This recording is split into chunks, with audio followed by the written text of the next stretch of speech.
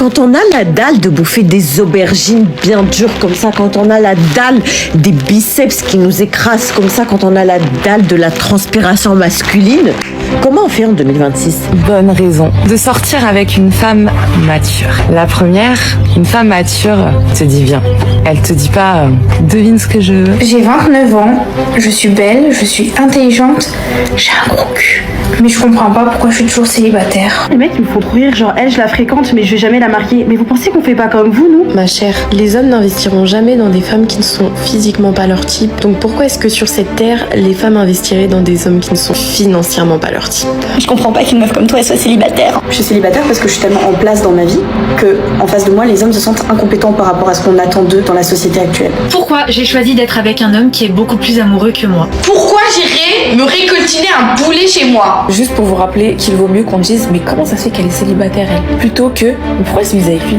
Dites-moi pitié, je suis pas la seule, j'arrive pas à parler longtemps à un gars. À chaque fois qu'un homme vient m'écrire, etc., il ne m'intéresse absolument pas. Je suis obsédée par les gens, enfin par les mecs plutôt, qui ne sont pas obsédés par moi. Que même si tu m'intéresses pas, même si t'es moche, même si tu n'es pas obsédé par moi, comme 99% des mecs, même 100% des mecs j'ai envie de dire, je vais pas te trouver normal et je vais te courir après, je vais mettre toutes mes techniques de manipulation en marche pour que tu sois obsédé par moi. On entend souvent dire que les femmes célibataires seraient plus attirées par les mecs en couple. Perso, je trouvais ça un peu cliché. J'ai donc cherché des études et c'est malheureusement plus vrai qu'on ne le pense. Pourquoi on est célibataire? Parce qu'on aime les mauvais garçons. Parce qu'on aime ceux qu'il faut pas aimer. Les filles, on est bien d'accord que le sujet principal de nos soirées, c'est les mecs. Vous savez quoi? Un de mes seuls regrets de ma vingtaine, c'est que j'ai pas assez d'euros. J'ai pas assez goûté, j'ai pas assez expérimenté. Et en fait, je me dis, mais Sabrina, t'aurais dû faire ça. Et des fois, je repense à des mecs, je me dis, lui, j'aurais dû accepter. Il y a des gens que je comprends pas dans la vie, c'est ceux qui te DM. Et ouais, tu réponds pas, ils te bloquent. Je sais pas, qu'est-ce que vous vous reprochez en fait? Qu'est-ce qui fait qu'aujourd'hui, vous n'êtes toujours pas mariés? Nous sommes en guerre. Aujourd'hui, beaucoup d'hommes ont l'impression que quoi qu'ils fassent, ce n'est jamais suffisant. Qu'ils doivent toujours faire plus, être mieux, gagner plus, prouver plus. Et en face, certaines femmes semblent toujours chercher mieux. Un homme plus grand, plus riche, plus charismatique, plus influent. Ce phénomène a un nom, l'hypergamie. Mais en 2026, cette dynamique a pris une toute autre dimension. Alors là, je t'arrête tout de suite. Je suis pas les meufs moins chères en fait. Voilà, mets-toi bien ça dans la tête.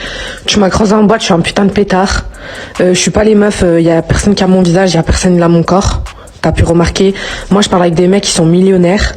Je sais pas, t'as cru que t'allais faire quoi avec moi, mais moi un mec qui a pas d'argent, il parle pas avec moi en fait. Avec les réseaux sociaux, les applications de rencontres et l'illusion d'abondance, l'hypergamie est devenue amplifiée, accélérée et parfois complètement déconnectée de la réalité. Alors pourquoi ce phénomène est aussi présent aujourd'hui et surtout pourquoi il crée autant de frustration des deux côtés? Mais avant de commencer, assure-toi de t'abonner pour ne pas manquer mes prochaines vidéos, on est parti. Observation numéro 1, une dynamique naturelle amplifiée par la technologie. And why did you choose him? Because he's hot and he has money. Does money make a difference when you pick a guy? Yes. Why? Because you get stability. You cannot be with someone that doesn't know what to do, doesn't find the business to provide the family food, the necessities. You cannot be with someone who doesn't know what does he want. You know what he wants. That's why you chose him? Yes. How much does someone have to make to hit your criteria? It's not only about quantities. Just to have someone he cares for you and he gave you everything that you need at home. When you guys have an argument and you remember, he makes a lot of money, does that make it easier for you to stay with him? Probably yes.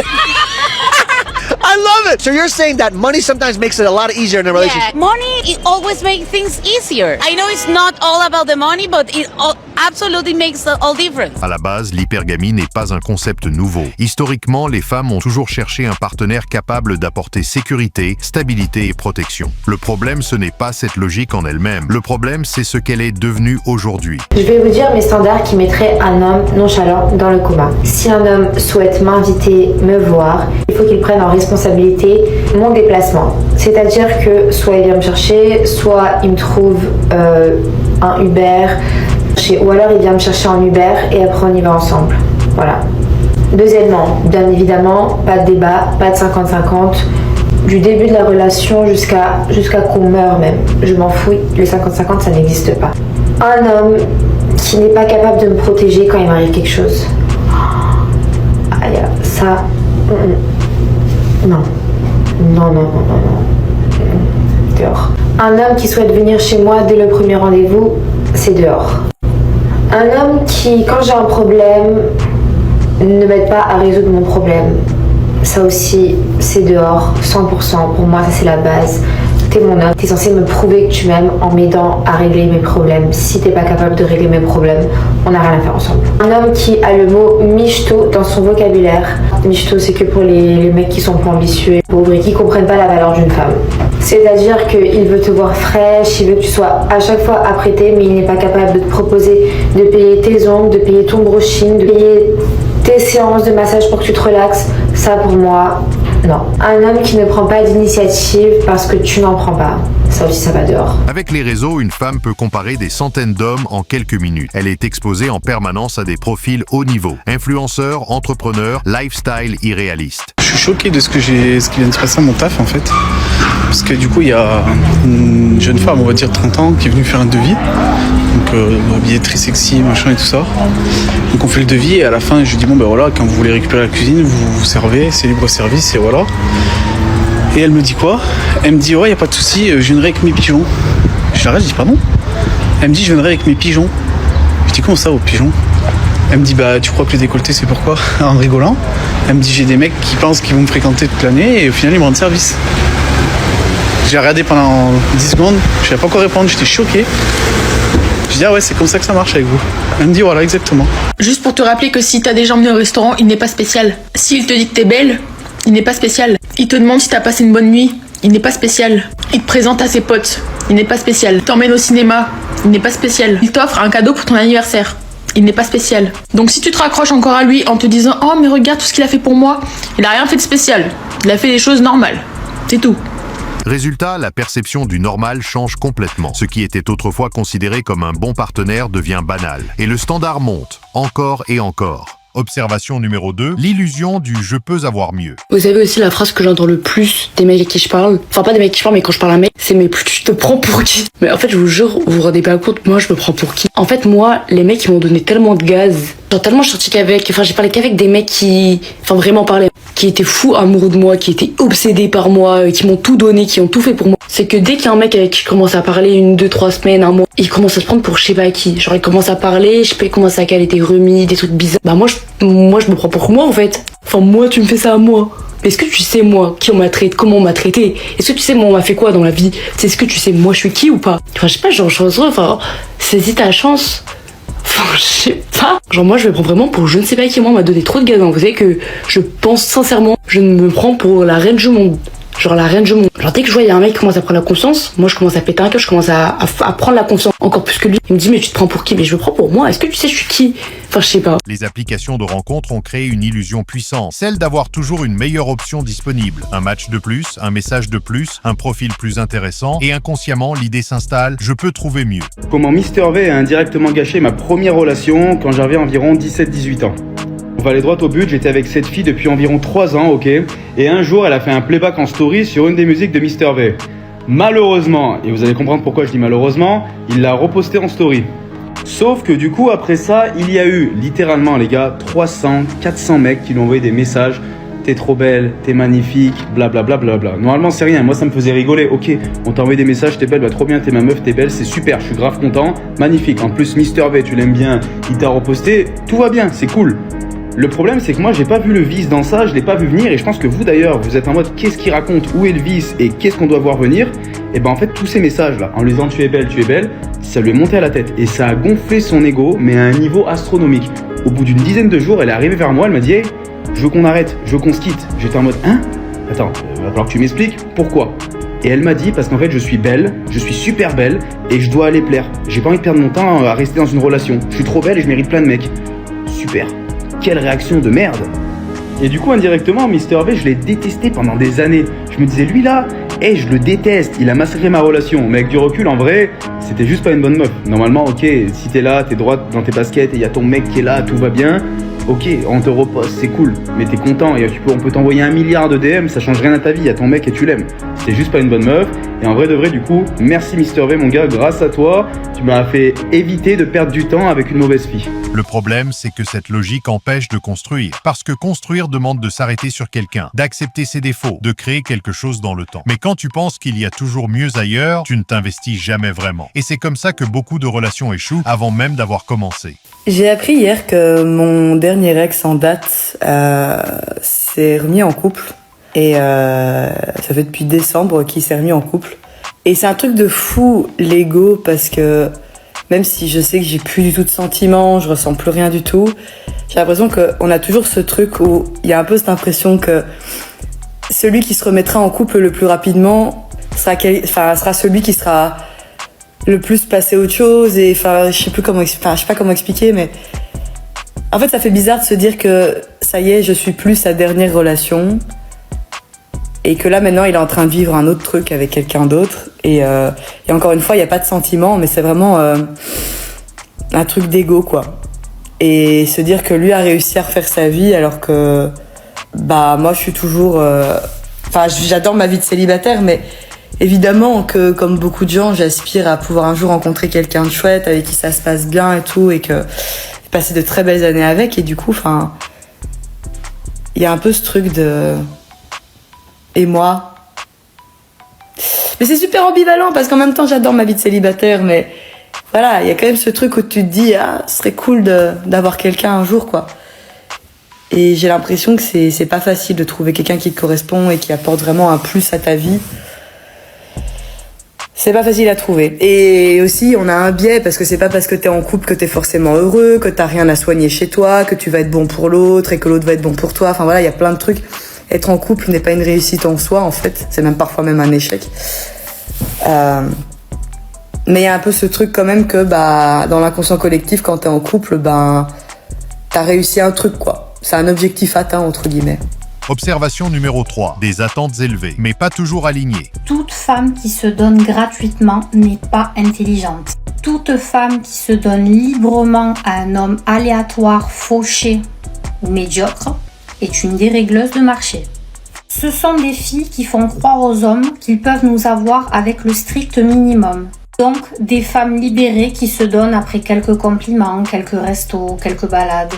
Vous désavantagez les femmes exigeantes, car vous acceptez la médiocrité et les crevards. Et je parle surtout pour les femmes de plus de 25 ans. Si vous donnez toujours tout gratuitement, n'attendez pas d'aide, n'attendez pas de cadeaux. N'attendez pas de voyage, n'attendez pas d'engagement. Si vous voulez savoir si un homme est toujours un player, regardez son emploi du temps, regardez ses habitudes. Un homme mature doit être stable. Si c'est un entrepreneur, c'est encore mieux car il sait gérer son temps. S'ils ont un voyage d'affaires et qu'ils ne vous amènent pas avec eux, méfiez-vous.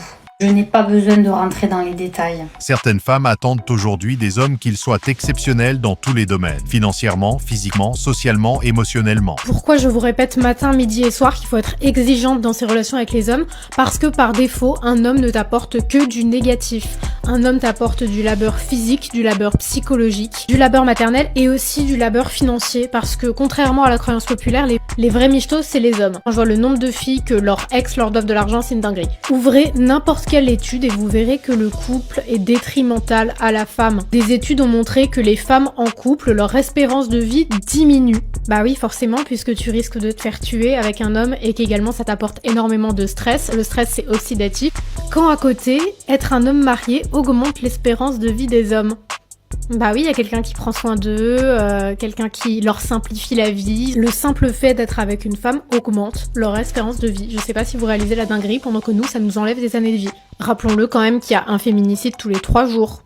Une autre étude montre qu'en moyenne, les femmes célibataires sont plus heureuses que les femmes mariées. Ça t'enlève quand même une grosse source de stress. Et que dans l'autre sens, les hommes mariés sont en moyenne beaucoup plus heureux que les hommes célibataires, parce qu'une femme leur simplifie leur vie et leur apporte plein de positifs. Mais en face, la réalité ne suit pas toujours, parce qu'un homme qui coche toutes ces cases est rare. Et surtout, il a lui aussi des options. Ce décalage crée une tension, des attentes élevées d'un côté et une réalité beaucoup plus limitée de l'autre. Et au final, ça mène souvent à une frustration silencieuse.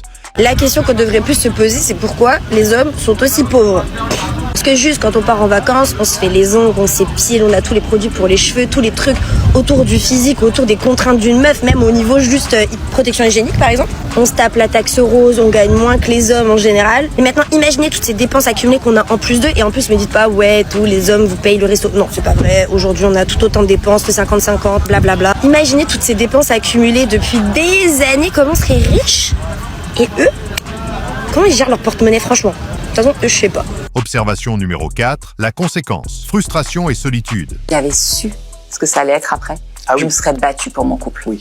Ils pensent que l'herbe est plus verte ailleurs. Ben oui, ils ont 40, 45, 50 ans. C'est ça. Mais en fait, quand on arrive sur le marché de l'amour à cet âge-là, il n'y a pas tant d'offres que ça. Et puis pour retrouver finalement celui avec qui, ou celle avec qui on a construit, avec qui on a eu quand même une famille, des enfants, on a partagé voilà, peut-être 10, 15, 20 ans de vie. Enfin ça se refait pas, on a un claquement de doigts. C'est vrai.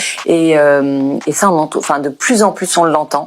Ces quarantenaires, cinquantenaires qui disent si j'avais su, je me serais battue. Donc pour retourner dans une nouvelle relation, il faut, alors c'est essentiel pour ceux qui n'ont pas eu le choix et à qui c'est arrivé, il faut déjà avoir fait un travail énorme sur soi après la séparation pour comprendre, pour pardonner, pour voir ce qui n'a pas été dans cette relation, à quel moment je n'ai pas été là, à quel moment je me suis désinvestie et pourquoi, et qu'est-ce que ça vient dire de moi.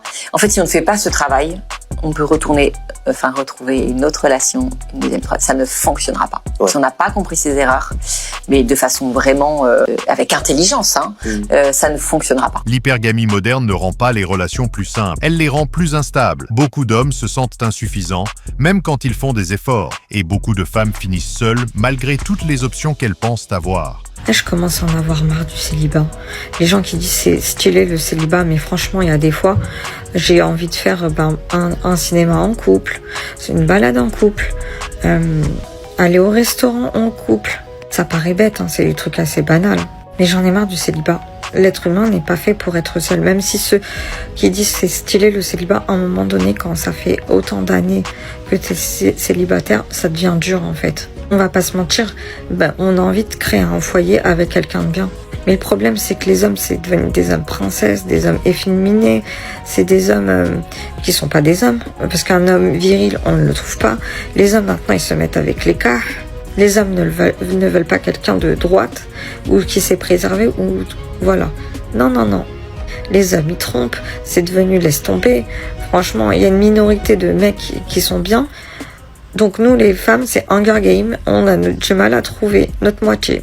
Parce qu'au final, avoir des options, ce n'est pas la même chose construire une relation. Et plus les standards sont déconnectés de la réalité, plus le fossé entre attentes et résultats s'agrandit. Quand on a la dalle de bouffer des aubergines bien dures comme ça, quand on a la dalle des biceps qui nous écrasent comme ça, quand on a la dalle de la transpiration masculine, comment on fait en 2026 ?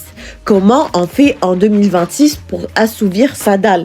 Parce que là, les gars, je vous jure, là, je galère à rencontrer, mais pas à me mettre en couple et tout, juste genre Ken, juste Ken. Comment je fais pour Ken ? Comment on fait en 2026 ? Parce que là, tout ce qui est application de rencontre et tout, ça me saoule, ça me gave. J'ai pas le temps, j'ai pas l'énergie. Il y a que des cassos là-dedans, j'en peux plus. L'hypergamie n'est pas le problème en soi. Le vrai problème, c'est son amplification dans un monde où tout est comparé, filtré et optimisé. Quand tout le monde cherche mieux, personne ne construit vraiment. Et dans ce jeu-là, tout le monde finit perdant. Pourquoi envoyer le premier message ? Pourquoi dire vouloir quelque chose de sérieux ? Pourquoi me proposer le premier date ? Pourquoi tout faire pour que je m'attache pendant 3 mois ? Pourquoi m'embrasser sur le front ? Pourquoi me faire des câlins ? Pourquoi me laisser entendre qu'il y a peut-être quelque chose de possible entre nous ? Pour une fois que je suis bien attachée, couper. Cours comme ça. Arrêtez de prendre de mes nouvelles, arrêtez d'envoyer le message. Et en fait, si j'envoyais pas le premier message, j'avais pas le message. Pourquoi faire ça ? Quel genre d'intérêt vous en tirez en fait ? Je ne comprends pas. Au final, c'est moi qui me retrouve à faire la miskine, à chialer comme une merde alors qu'elle en a strictement rien à foutre, alors que moi, ce date, à la base, je n'en voulais pas, quoi.